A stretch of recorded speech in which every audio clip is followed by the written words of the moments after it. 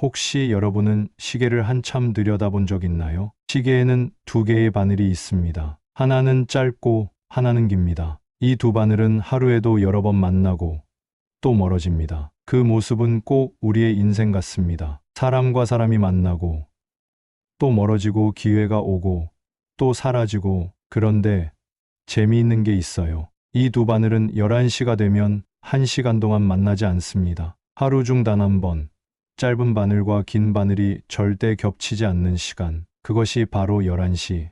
11시는 어떤 시간일까요? 아무리 노력해도 결과가 나오지 않는 시간. 열심히 했는데도 아무도 봐주지 않는 시간. 나만 혼자 뒤처진 것 같고 세상이 내게 등을 돌린 것 같은 시간. 바로 보상이 없는 시간입니다. 하지만 잊지 마세요. 12시가 되면 바늘은 다시 만나게 됩니다. 운명이, 시간이, 그리고 당신의 노력이 다시 겹치게 되는 순간이 오는 거예요. 누구나 살면서 그런 11시의 시간을 겪습니다. 공부에도 성적이 오르지 않을 때, 노력했는데 오히려 결과가 안 좋을 때, 좋은 마음으로 시작한 일이 오해를 살 때, 아무도 내 수고를 알아주지 않을 때, 그럴 때 우리는 이렇게 생각하죠.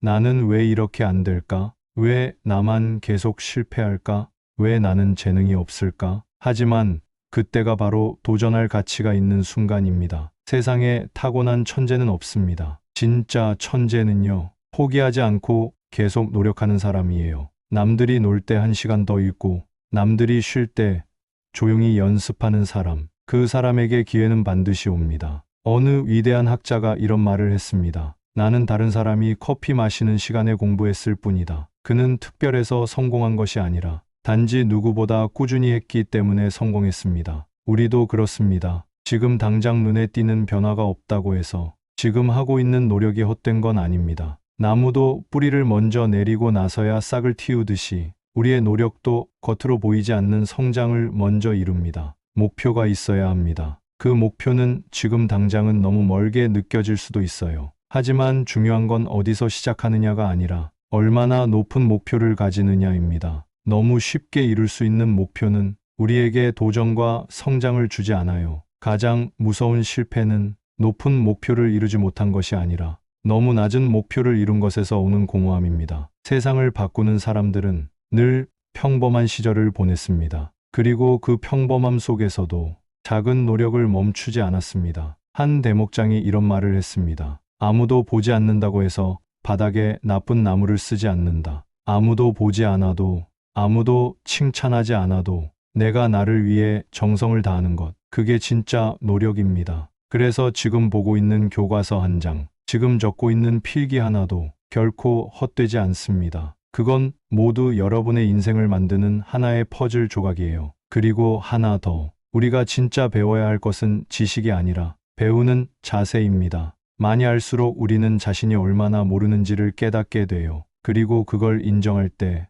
비로소 더 많이 배울 수 있는 마음이 열립니다. 자신의 무지를 아는 것이 지혜의 시작이다. 지금 여러분은 아직 부족할지도 모릅니다. 그건 아주 좋은 징조입니다. 왜냐하면 성장할 수 있는 여지가 가득하다는 뜻이니까요. 길은 멀어요. 그 길을 걷다 보면 지칠 때도 있고, 정말 이 길이 맞는 걸까?